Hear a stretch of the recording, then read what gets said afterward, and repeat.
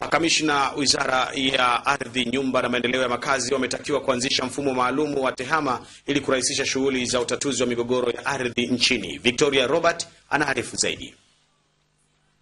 Agizo hilo limetolewa na Waziri wa Ardhi, Nyumba na Maendeleo ya Makazi William Lukuvi alipotembelea kitengo cha usajili wa hati kwa wananchi kilichopo wizarani hapo, huku akiwa ameongozana na makamishna hao, ambapo amejionea shughuli mbalimbali za utoaji huduma kwa wateja zilivyokuwa zinaendelea. Katika ziara hiyo, Lukuvi amepokea malalamiko mbalimbali kutoka kwa wananchi ambao wamefika wizarani hapo yanayowakuta pindi wanapohitaji utatuzi wa migogoro ya ardhi, na mambo yalikuwa hivi. Hiyo 2009 leo 2015 hajafanya. Na imekamilika tangu 2009. Kwa nini? Na huyu anasema 2007. Tunafuatilia mpaka leo.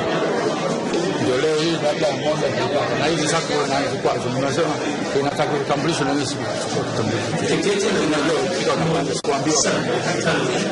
Aidha, Lukuvi amesema kuanzia Januari mwakani wizara yake itaanza kuhakiki umiliki wa ardhi nchini kote, hususan maeneo ya vijijini, ili kuwabaini wanaokwepa kulipa kodi, na kwamba yatataifishwa mashamba hayo kuwa miliki ya serikali kwa ajili ya uendeshwaji wa ardhi hiyo. Yani vyumba kama vile na mitandao hii ifungwe kwenye kanda zetu zote 8. Yani huduma inayotolewa hapa iwe sawasawa kwenye kanda zote 8 za nchi nzima. Kwa sababu kule kuna makamishna wasaidizi, basi kila mtu akienda kuulizia habari ya hati yake, kwa sababu zinatengenezwa huko sio Dar es Salaam, akitaka kujua hati yake imesajiliwa kwenye kanda hiyo kwa sababu inasajiliwa kule, akitaka kujua michoro sasa, kwa sababu tumeshakubaliana wataalamu wote waliopo wizarani wawepo kwenye kanda. Kutoka Dar es Salaam, Victoria Robert, Channel 10.